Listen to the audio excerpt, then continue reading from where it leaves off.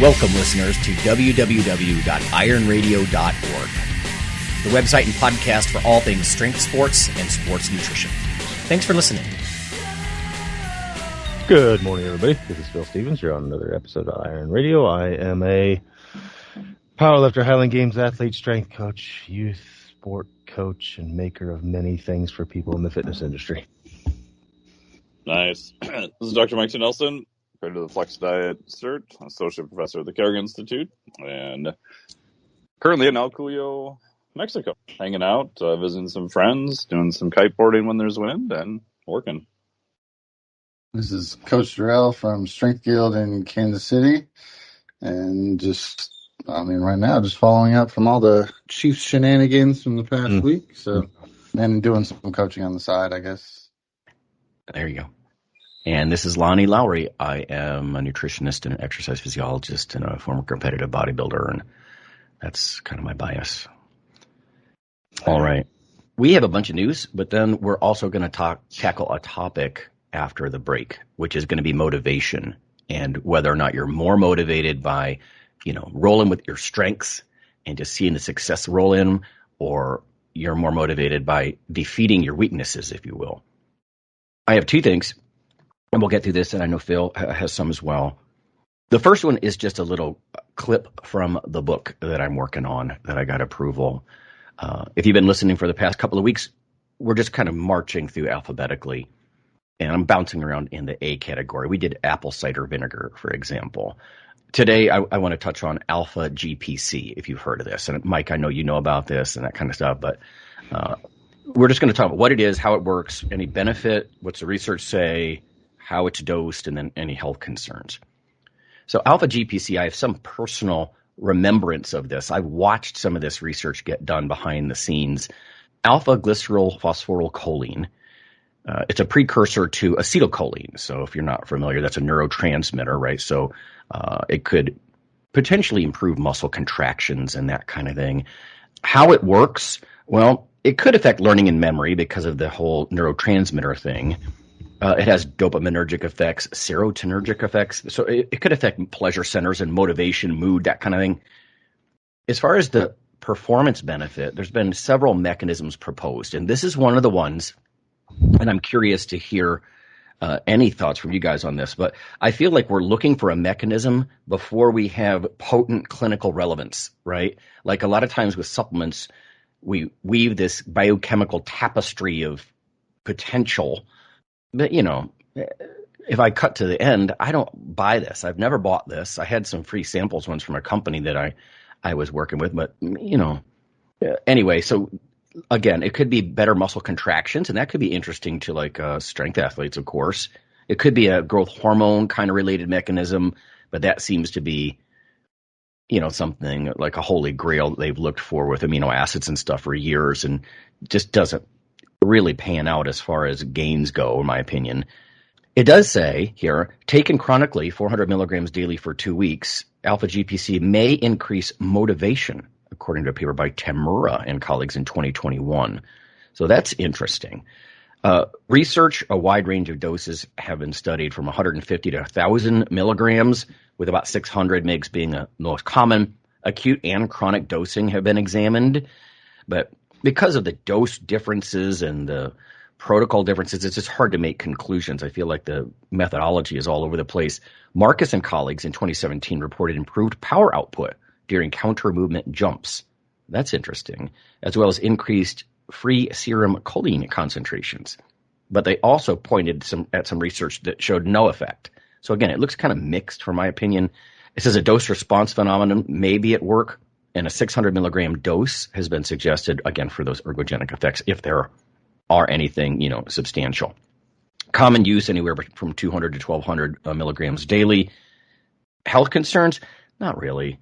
Alpha-GPC appears to be safe. At least, they've been selling it for a while now. There's no real trend in serious side effects, at least with human doses and oral administration, up to 1,200 milligrams a day for 6 months.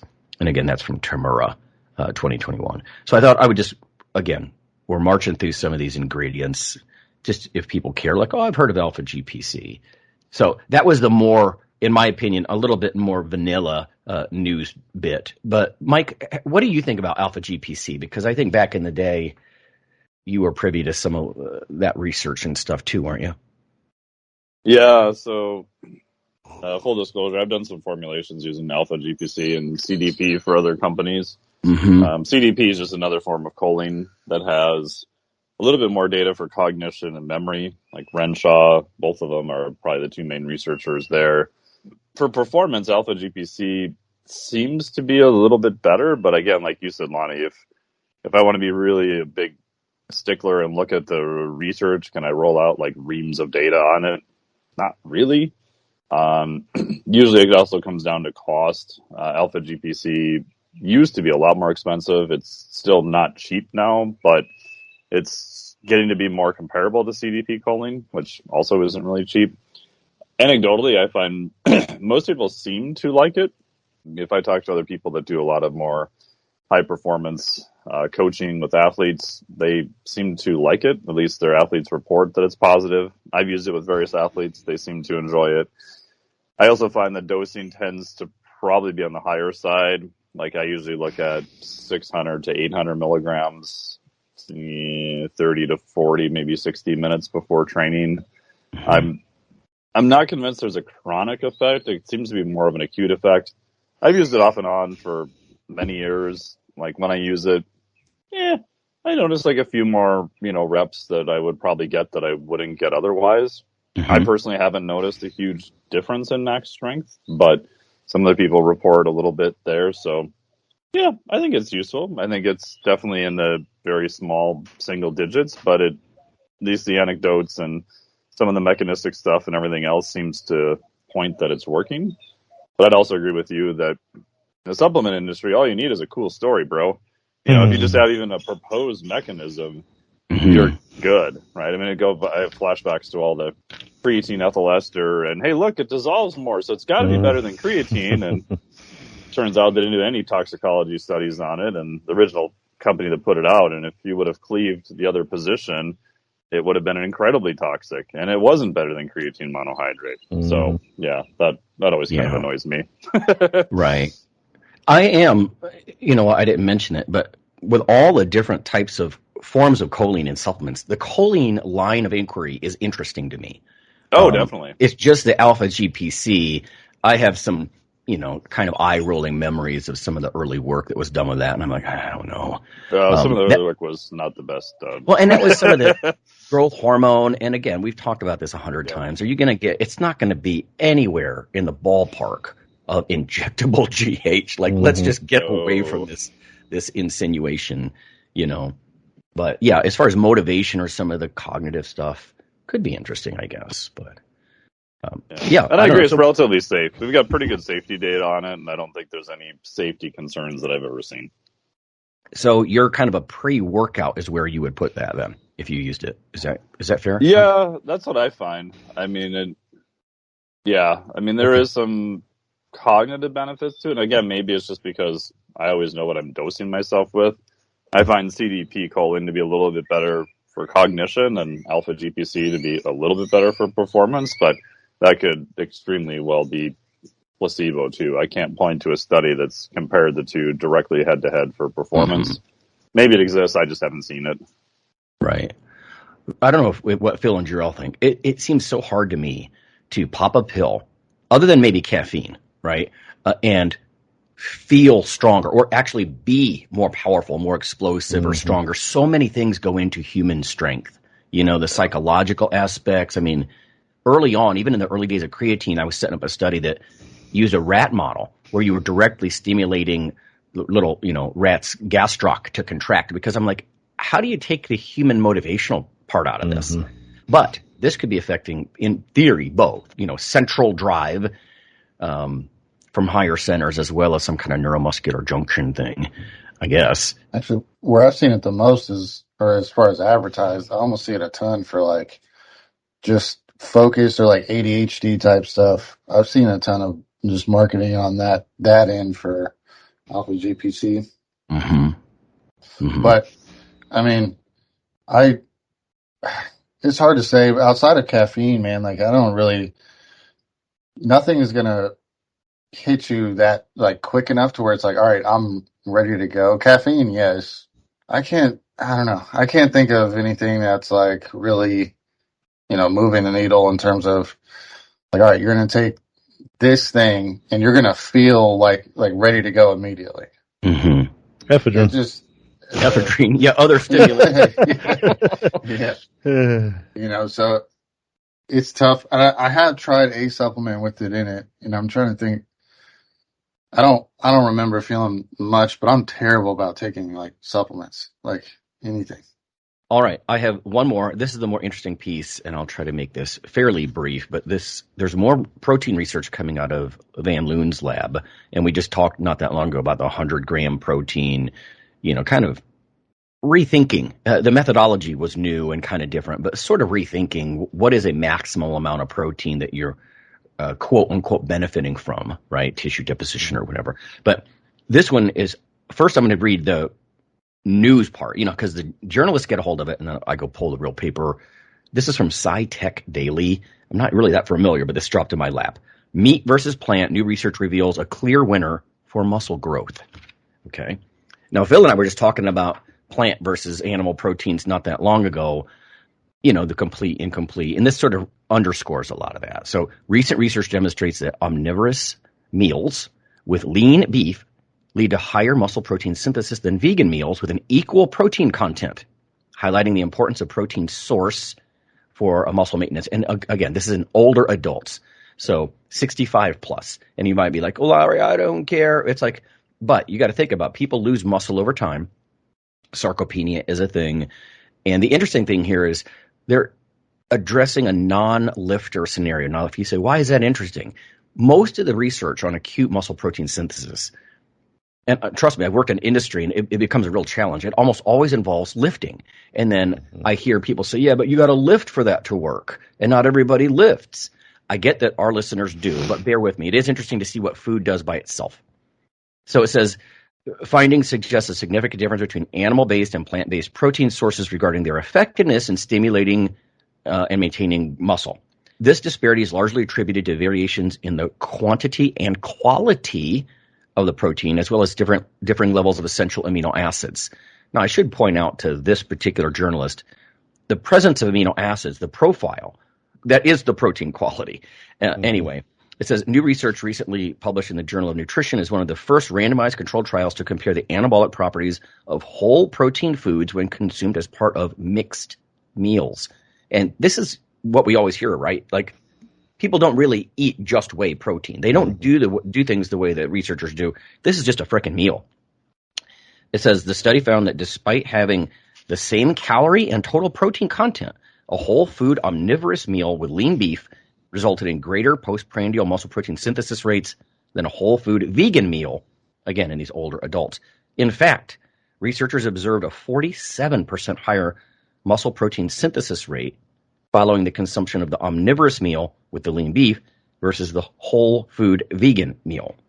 So kind of, damning and against plant proteins. And I'm not a huge fan, again, acute studies versus chronic.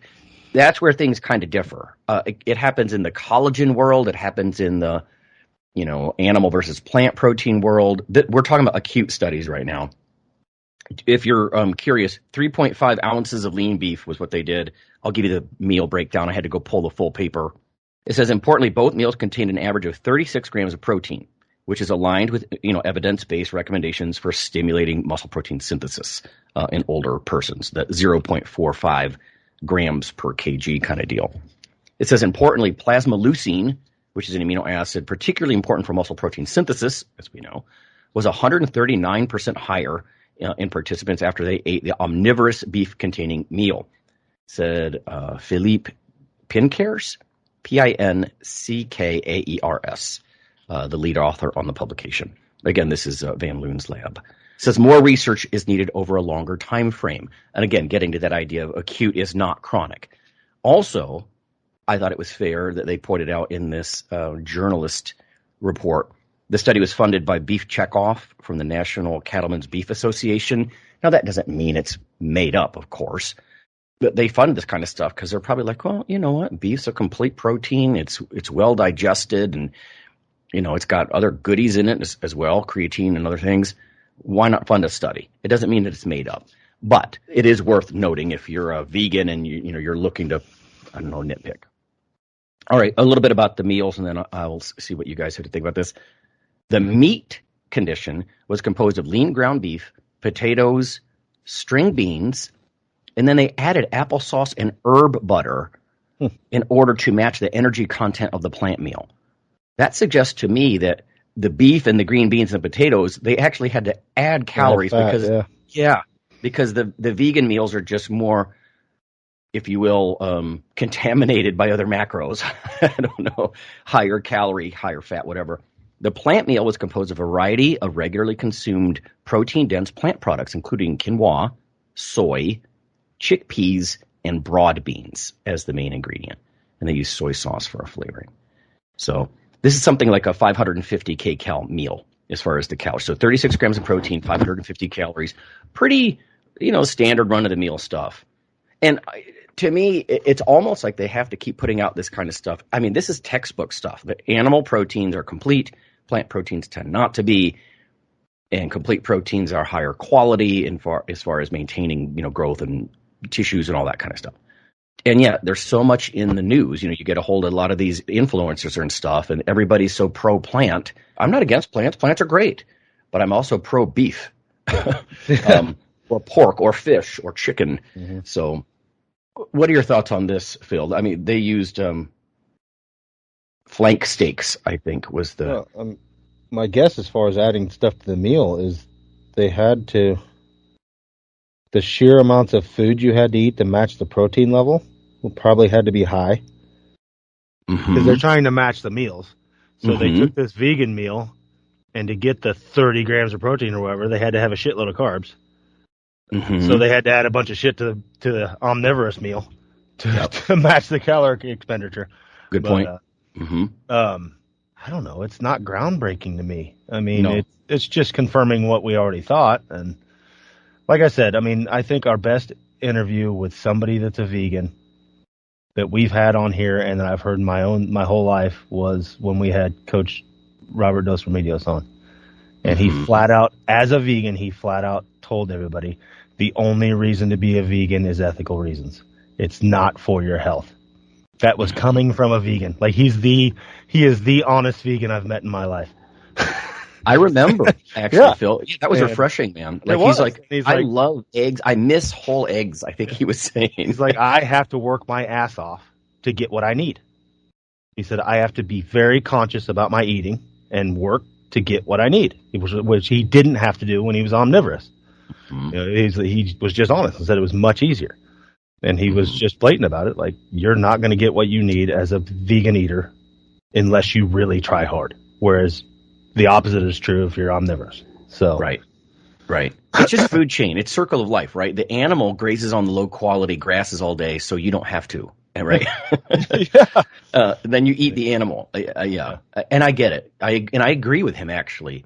The ethical thing is always going to be in front and center. And that's why the whole thing with and there's been some recent developments in lab grown meats, and we've been talking about that for years too, cultured meat. But if you're a hardcore vegan, the kind of person that believes that meat is actually bad for you, then you're going to be in a real conundrum because of the mixing in of the ethical issue and everything else. You're going to be in a real quandary when the price comes down on cultured meats, because now you're saying, okay, well, I don't have the ethical argument anymore. They're growing muscle tissue in a dish.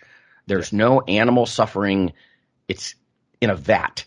Are you still not going to eat it because you think it's bad? I once got in an argument with someone over a glass of wine about just a bunch of people around a table.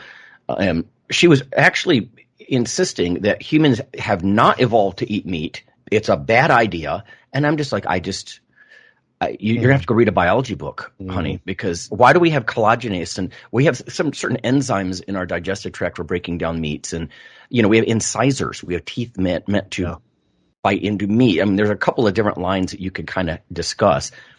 I guess my critique would be that it would be nice to have calm conversation about this, but people get emotional about it. Yes. And it's like, I don't know, if you told me plants were more anabolic, I'd be eating plants. Probably. Well, I would still have an occasional burger. You just hit on what the problem with today's world is. It's that emotional aspect. No one can remove it from intelligent conversation, and you have to on any subject that is big. You have to be able to sit back, remove emotion. Let's look at facts. And that's hard to do. That's fucking hard to do for anybody, either side. No matter what side you're on. Like, I'm emotionally attached to eating meat.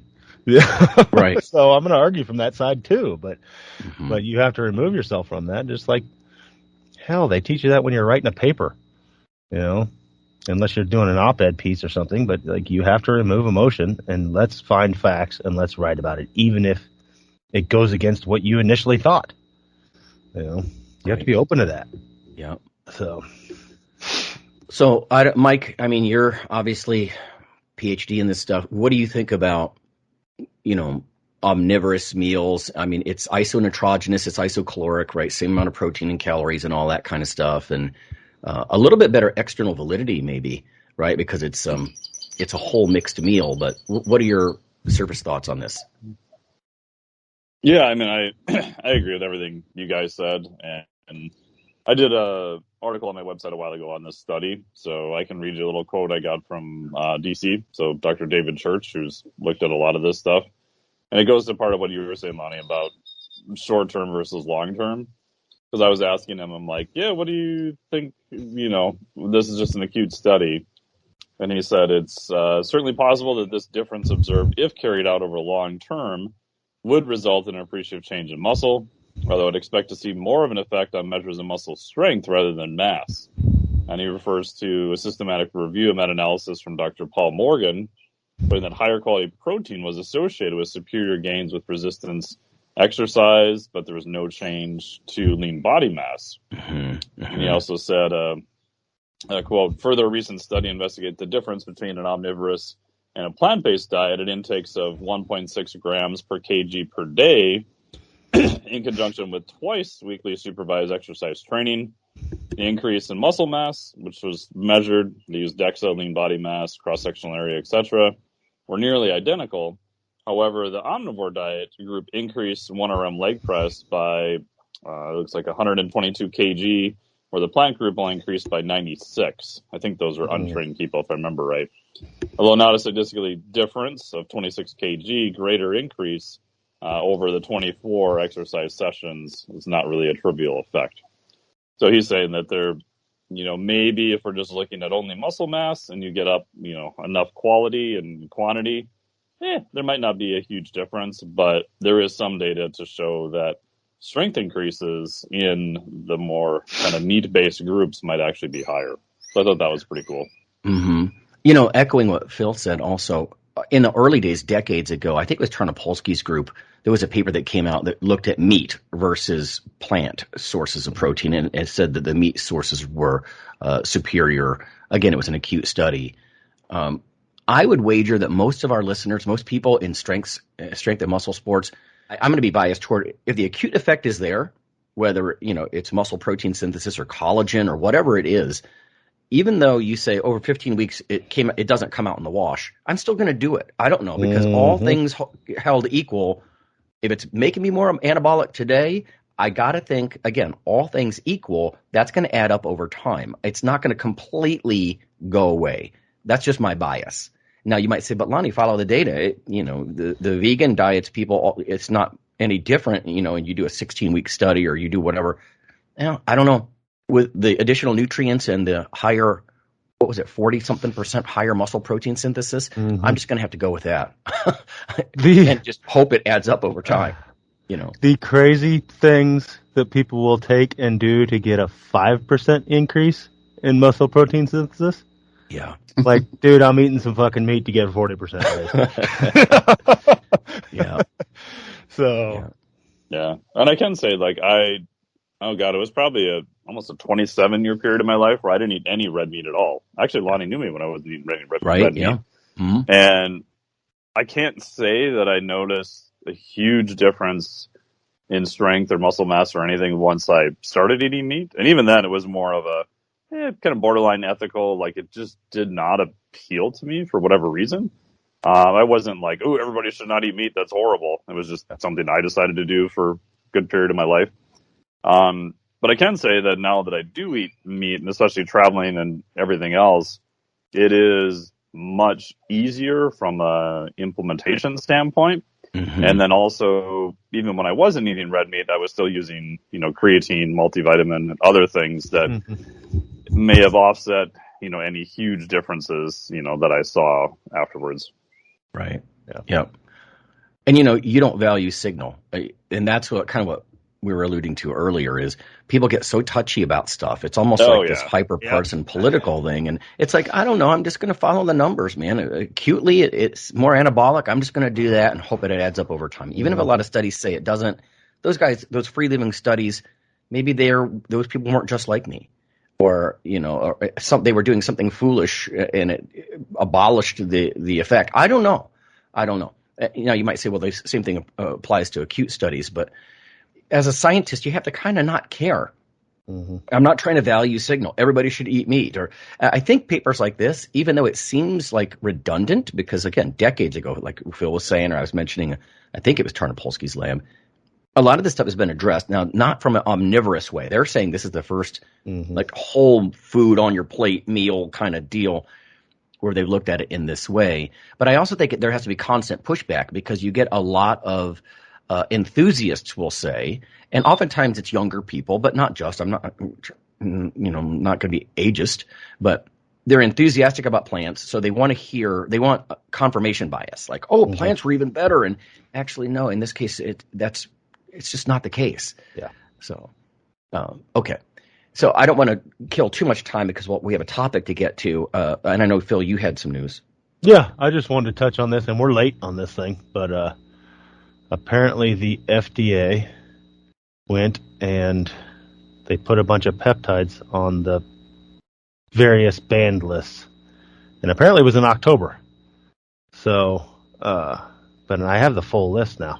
So they added some to Category 1, Category 2, and Category 3.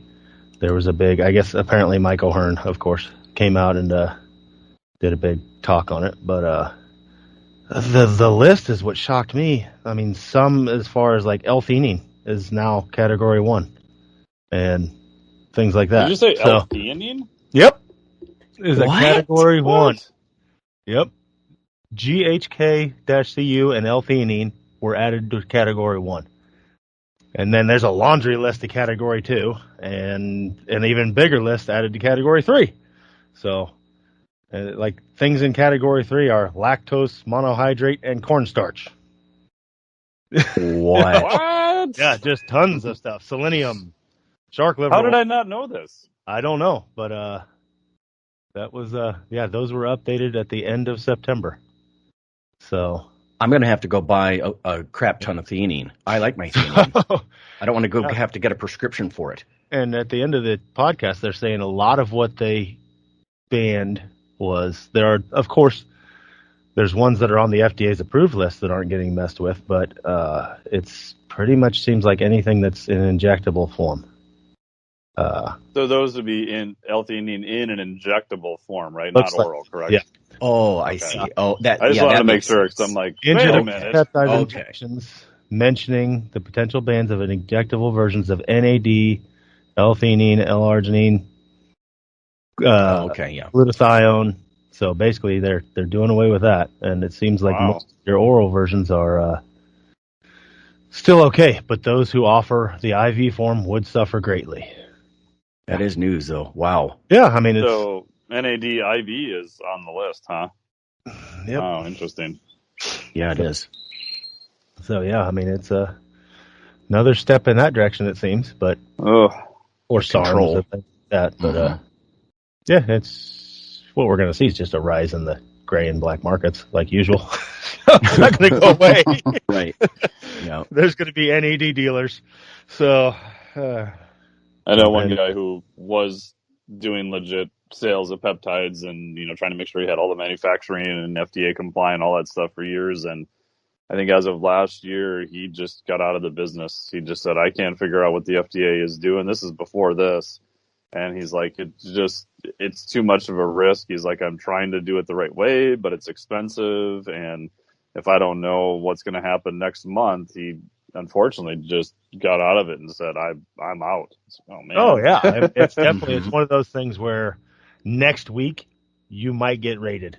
Exactly. By law. And it's like, well, dude, last week I was good. Yeah. So, yeah, it's tough. A tough business. And it sucks because he was, trying to do it the right way. He's like, we're trying to make the highest quality, product we can. Obviously, some of them are injectable and going through all the steps, to do it as a legit thing within, he had a series of doctors he worked with. It wasn't just, trying to sell it out of his bathtub.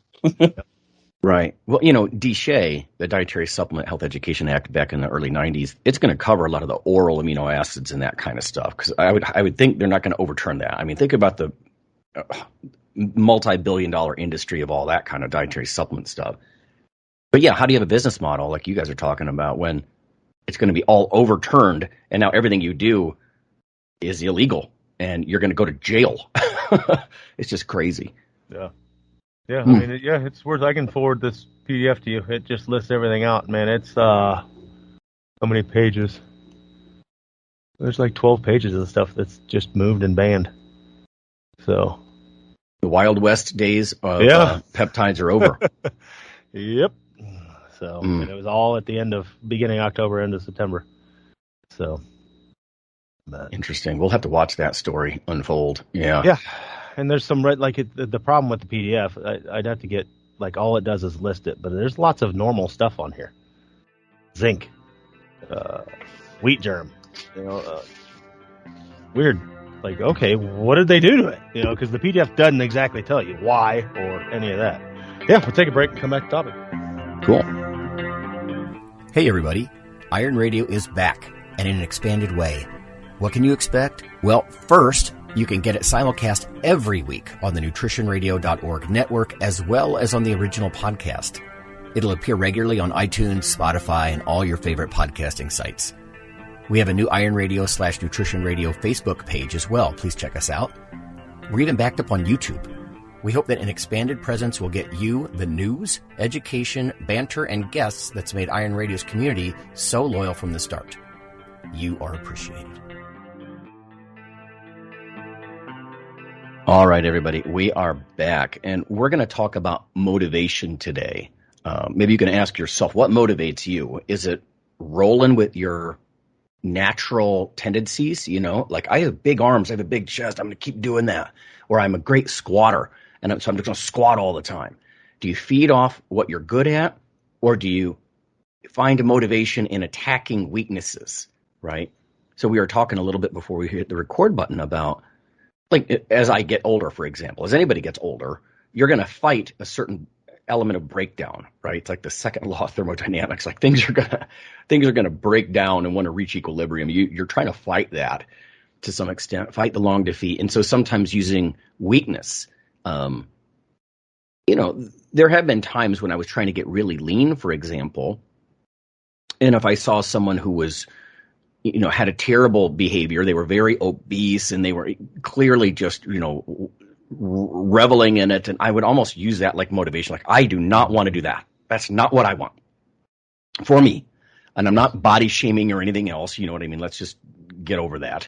It's just the point is I'm not doing that. I don't want that. Or if, my joints are getting repaired now because I'm old, I refuse to just be weak. As far as that joint's not working, if there's something I can do about it, then that's going to motivate me to just attack the problem and fix it. So I thought it might be neat to have a conversation about those two forms of motivation, which I think maybe everybody feels on some level. Maybe beginners more with the go with your strengths. Hey, I'm good at this. And, or maybe you're just ripped. You're lean all the time. You're like, I like that, the fact that I'm lean. So I'm going to eat in a certain way to maintain that. I don't know. Mm-hmm. How does that roll out in the power world, Phil? Oh, God. It's double-edged because there's an argument I've heard of both sides. Okay, you have a strength. Let's say somebody is they're a pec bencher or whatever. You got two choices. You can, especially on a subject like that, if your weakness is at the bottom end of the lift, like, yeah, I can attack my triceps and help that, or I can just make my strength stronger and blast through it. So, like if I just get even stronger in the bottom, I'm going to blast through the top. The vice versa can't be said. Like if you're weak in the bottom of the lift, like if you're weak in the bottom of your squat, you're screwed. Mm-hmm. There is no blasting through it. But generally, I'd say it's definitely more of an ID and attack your weakness thing, which, like you said, that comes with maturity. And with beginning people, I mean, it's almost good to ID what they're good at, and let's attack that for a while. Mm-hmm. Because we're looking to get them hooked. Mm-hmm. And people get hooked on things they're good at. It's hard to get somebody hooked on something they suck at. And like, oh, we're going to do the hell out of this. You suck at it. And they just hate it and quit. So you got to give new people a good dose of just things they're naturally good at. And, but that's also, like I said, I use that.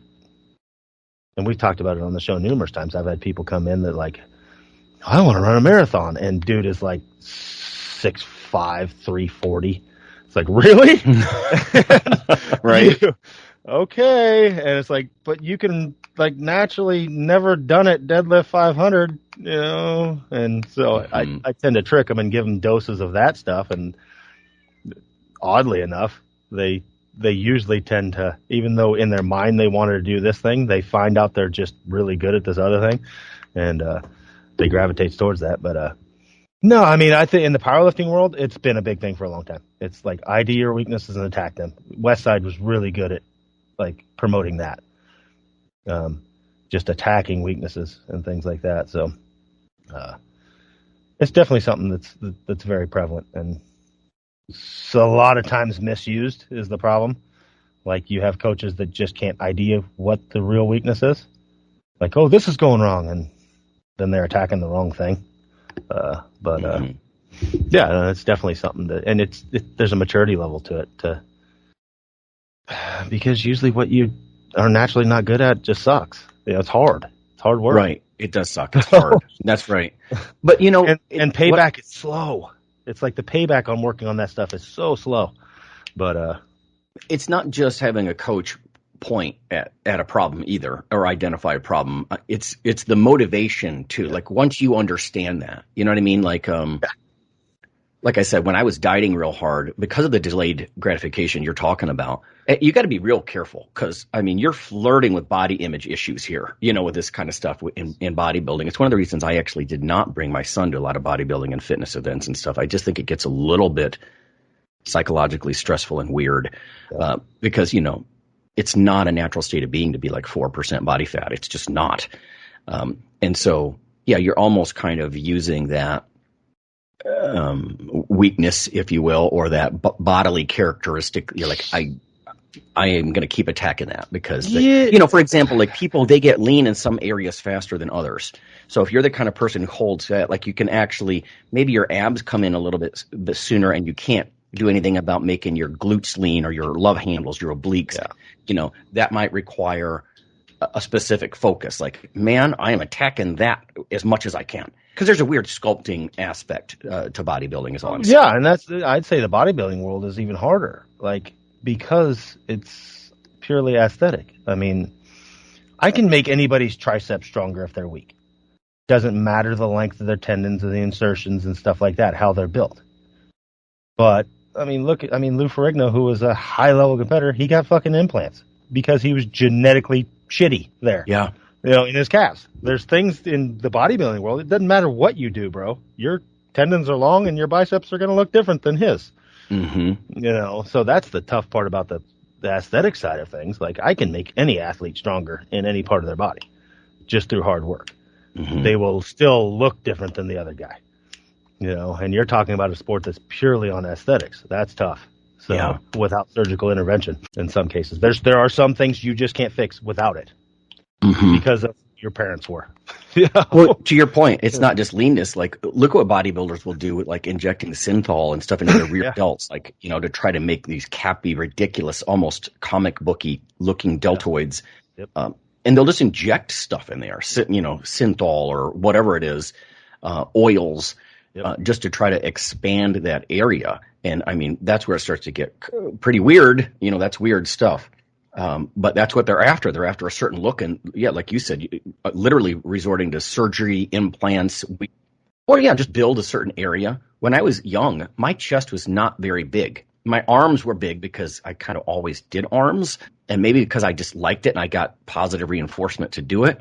But it wasn't until I was older, I'm like, buddy, your chest and back are thin, and so I would go after that in a particular way. But I'm curious about, like Mike, do clients come to you wanting to fix issues, or do they come to you wanting to roll with their strengths? Usually most of the clients I have, they're looking at some type of performance. I do work with a handful of physique clients, and then looking at them in terms of a complete system, because usually the issue they've had is, okay, I worked with somebody else and we got to this level and I'm just kind of stuck. I don't know what's going on. And it's almost always, you'll find some other rate limiter or physical anchor that's not what they worked on. It's like the one I see all the time now is just a very poor aerobic system. And most of the athletes I work with are, they're meatheads. They're, strength athletes of some form or another. But if your aerobic capacity is a VO2 max of a field mouse at like 21, they're just like, I don't know why I'm tired all the time. I can't do any volume. I sleep more. I bump my calories. I've done all this other stuff. And I'm like, well, if your aerobic system is that poor, again, you don't need to be an endurance athlete. That is your rate limiter. And even just getting that up to a somewhat okay level, then they're like, oh my gosh, I can train more. I can cut my rest periods between sets. I feel better. Body comp gets better. Everything gets easier. So for me, it's trying to find the thing that is the rate limiter, and it's usually almost always a weakness, but it's usually in an area they just haven't looked at before. And then, like Phil said, it's hard to get meatheads to do cardio because most of them don't like doing it. Yeah. I mean, I wouldn't say I do a ton of cardio, but compared to most people, I'd probably do a fair amount. I still don't like it. I don't like the rower. I think it's a horrible piece of equipment. Yeah. But I know that the transfer and the work that I put into it, I can definitely see a benefit. And I can see when I, go away and don't do it for a while, for me, even a slight drop, everything else just gets more difficult. So I know that is time and effort that's well spent. But somebody who's new doesn't know that. And so usually it's me kind of bartering with them, like, okay, give me, 8 weeks or 10 weeks of, let's just do this. Let's add more of this. Yes, you're still going to lift. Yes, you're going to do all this other stuff. And it's this weird, especially the aerobic stuff. I find like the 6 to 8 week mark, there's a more of an exponential increase where they can do a lot of work for, 2, 3, 4 weeks and they'll get better. But there's something around that like 6 to 8 week mark where they're like, oh, okay, now I'm feeling better. Mm-hmm. Oh yeah, you were right. This was worth it. Oh, it still sucks, but I can see the benefit now, so I'll put the time and effort in to do it. Yeah. Yeah, it's like early on you're laying a lot of the groundwork. That's funny you say that because I haven't read any science to this effect, but I saw the same thing with competition dieting. It's like you're toiling for 6 weeks, and then there's just like, I don't know, this metabolic momentum that happens, and you're starting to finally cash in. There's a noticeable difference, and then things start to happen. And it's kind of a different topic of its own, I think. But I was just curious about how people came to you, and like eventually, do they look at that poor cardiovascular base and be like, that's actually motivating me? Like now I'm motivated to fix that, as opposed to just, well, I got to do it, man. Mike says I got to do it. Like the way I got around it was I used to have arguments with clients of like, no, this is what you need to do, blah blah blah. Now I just have a whole full like week assessment where I just test them. If they really want to go, hard down that rabbit hole, I have a 5-day aerobic assessment that we do. And I just show them the numbers. I'm like, hey, here's your numbers. Here's how you compare to a population. Here's how, like with the Concept 2 rower, here's how you compare to people who row. And yeah, you're in the bottom 10%. And then I just go, hey, what do you think of that? They're like, I didn't realize I sucked that bad. Like, look at all these other people. Like, well, what do I do to get better? I'm like, I'm so glad you asked. Right. Yep. Yeah, all I was going to say is on the strength athlete side of things, it's always those. It's two groups. It's the one Mike just said. Like, I can't tell you how many people have, like, I'm a competitive powerlifter. I want to join you guys and train with you. And they'd come in and we'd be a quarter way through the workout and they're done. They're just like, I can't finish. Because they're just so out of shape. Gassed. Like, they were great at moving heavy loads, but they're just gassed and couldn't keep it. How do you guys keep the pace of that? Because our training is high paced. I mean, it's load the bar, go, next man up, you know? And, but then the other one, so basically you have two groups. The ones that have zero work capacity. Their muscular endurance is nothing. Or the ones that are doing so much shit that they're keeping themselves from being strong. Like the ones like, you won't fucking quit moving. You're over there doing curls and box jumps in between sets of squats. And it's like, oh my God, like, stop. Yeah. You're doing so much shit. So it's one of two. You got the, in the strength sports world, it's the ones that they can come in and hit their 4 sets of squats and they're cooked. And then they can't do the rest of their workout. And for us, like, literally, the main move is the beginning of the workout. And then it's attacking all those weaknesses and stuff. And that's how my people varied. Like, a lot of times with my competitive lifters, we trained the main compound lifts together. And then everybody did different shit at the end, depending on what they were weak in. You know? So you get that community, and then you work on your own specific weaknesses. But, like I said, then you have those other ones that just, it's like, holy shit, you are doing so much shit. Your warm-up is 48 minutes, and then you've got 22 minutes of actual training, and then an hour and a half cool down of just doing shit. You know? So it's, yeah, you get two worlds there. But what about you, Jerome? Are your clients, how are they motivated?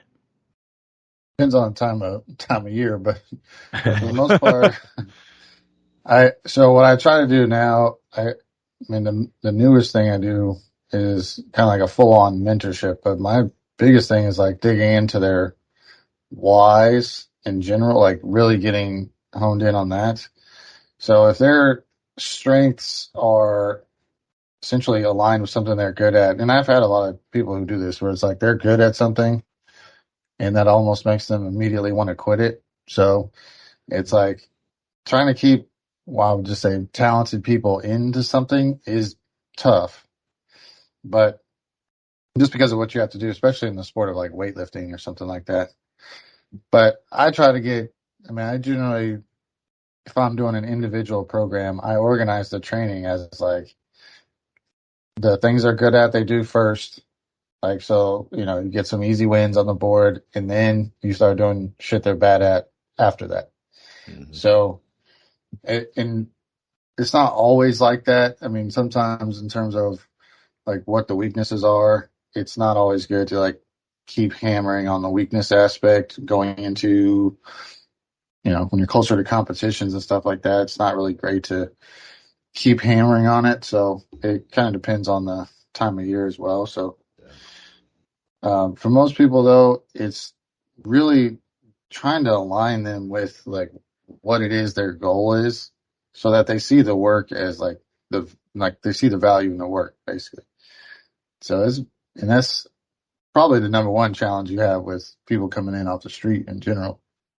Yeah, I think when you touched on like the word goal, we always talk about that in strength and muscle sports. It's like, what's your goal? And then we do all this programming and stuff around it and we get all elaborate.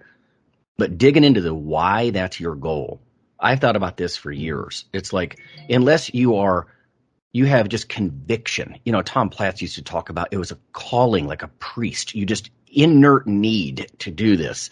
Now that's a kind of stuff, that's a goal, baby. Yeah. You know, as opposed to, yeah, I don't know, I just like to get a little bigger on my arms. And in fact, one of the reasons I went back to competing in my 40s, I was talking to a colleague about this who lifts.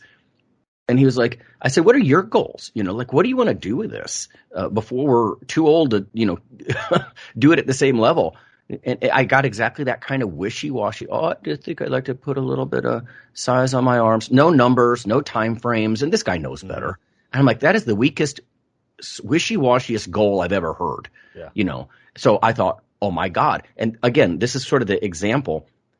Then that motivated me. That was the kind of weak-ass response that I'm like, okay, you know what? I'm competing.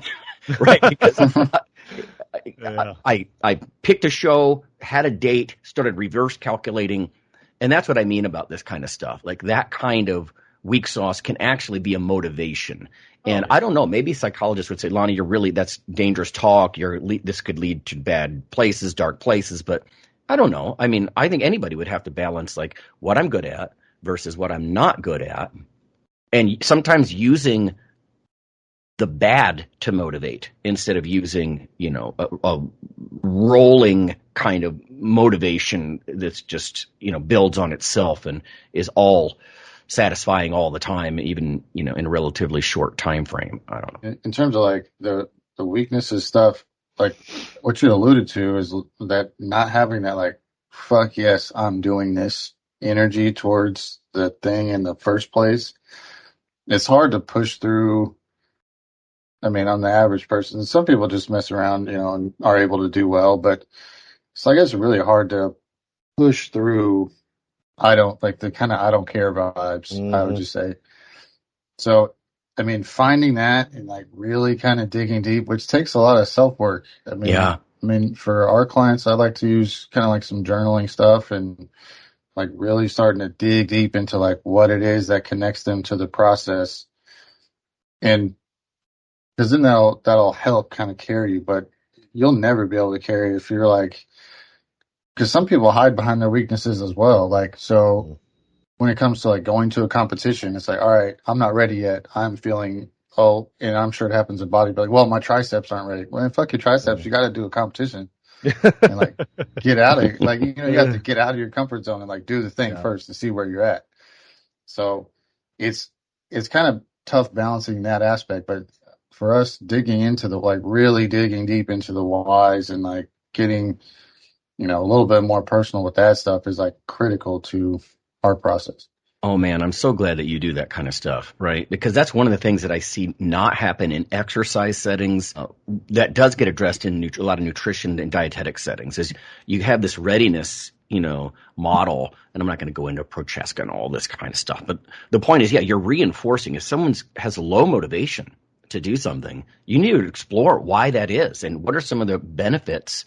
Mike was alluding to this too. What are some of the benefits you're going to get? What are some of the good things that are going to happen if you start to think about this more and, like you said, dig deep intrapersonally, to have an unshakable goal? Because we don't do enough of that readiness. Maybe it's because of team sports. Like coach says so, I'm just going to do it. Yeah. As opposed to being intrinsically motivated and like, man, I am desperate. I wake up in the morning and I'm desperate for this to happen. I'm so motivated. This is such a positive thing. That's not something that happens overnight. I mean, I was 12 years old looking at a muscle magazine. I'm like, that's it. It depends on the person. Like, I mean, there are people out there like I can tell you this, like right now, all I train for is like you said, I'm just battling the old. But if I signed a sheet today to compete, I would be drastically stronger in a month and a half. Because my motivation level would go through the roof. Yep. And that's like when I cut down. I always said that I was going to cut down for my 40th birthday, which is however many years ago that is now. And I got to like 9%. I'm like, I'm good. Yeah. Whereas if I'd have signed up for something, I'd have kept going. Oh, you bet your ass. I was like, really? Do I want to keep eating like this? I look pretty good. I didn't have any external motivation besides myself, and it was easy to quit. Whereas I'm the type of person that if I sign that sheet, I'm going to have to blow a hamstring to quit. Because I signed that sheet.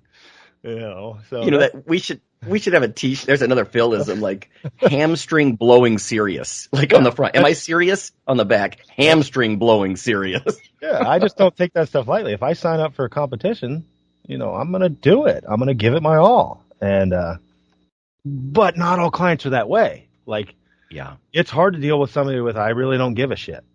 They sign a sheet and they're like, if I look like bad, I don't care. It's like, oh God, okay, I can't help you. Right. You have to work on your own mind.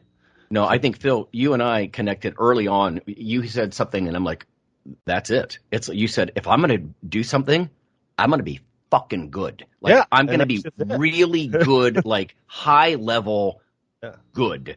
And that was kind of my thinking too. Like, up to the level I can push my body size, realistically. Like I said, I wasn't going to be in shape competing at 230 with the choices I was making, but I was going to be a regionally competitive, and I wasn't going to be like, I don't know, if I lose, whatever. It depends on where you're categorizing it, what you're prioritizing. But to me, from the time I was 12, looking at that magazine, it was a calling, and I was going to be good. That brings me right to, and maybe I'm just an optimist, but I really think that anybody that walks in the door, it's finding that thing that they'll find that passion in. Find their weakness in sports or athletics or anything like that. Like, I quit running. I used to run a lot, and I remember it was actually talking to you that quit me running, and I started walking more. And I realized, it's like, dude, I go out and run an hour a day, and I don't hate it anymore. I don't like it, but I don't. And I was like, you're spending like 8 hours a week doing something you don't hate, but you really like doing more of that. And so I started doing this. I just put on a vest and walked, and I actually got better.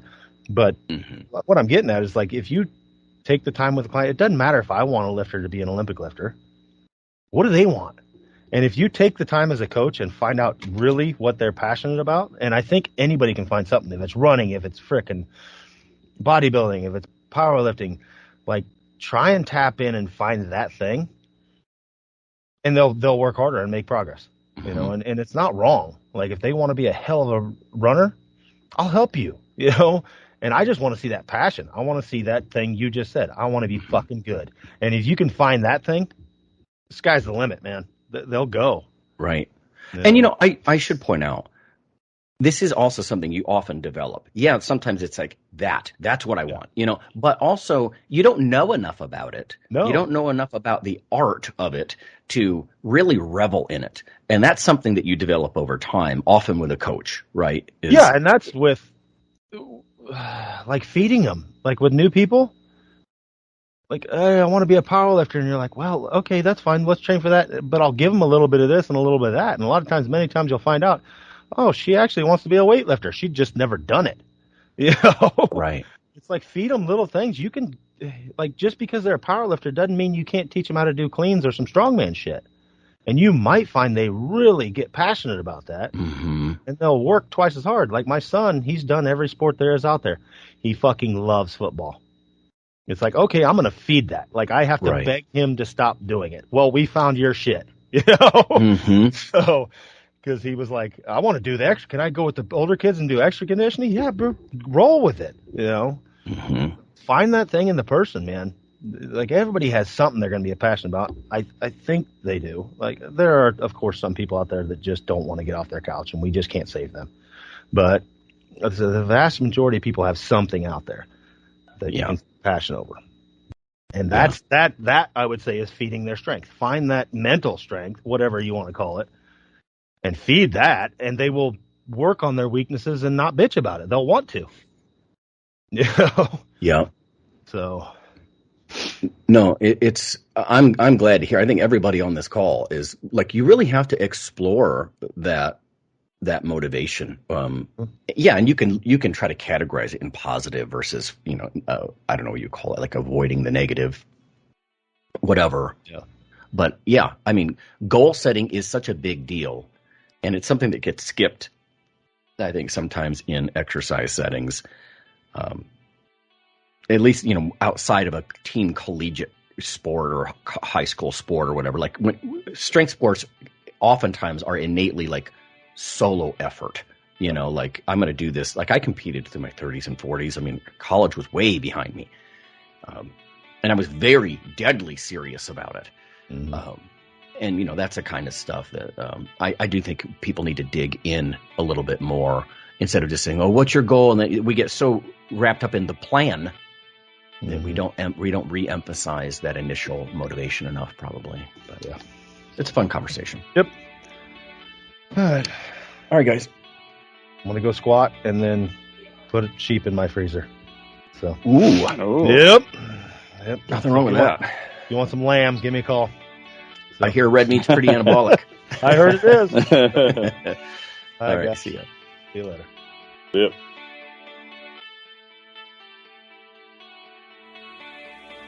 Iron Radio is accepting donations. If you like what we do, the professors, the scientists, the bodybuilding show promoters, the athletes themselves in powerlifting and bodybuilding, please consider making a donation or maybe buying something from the ironradio.org store.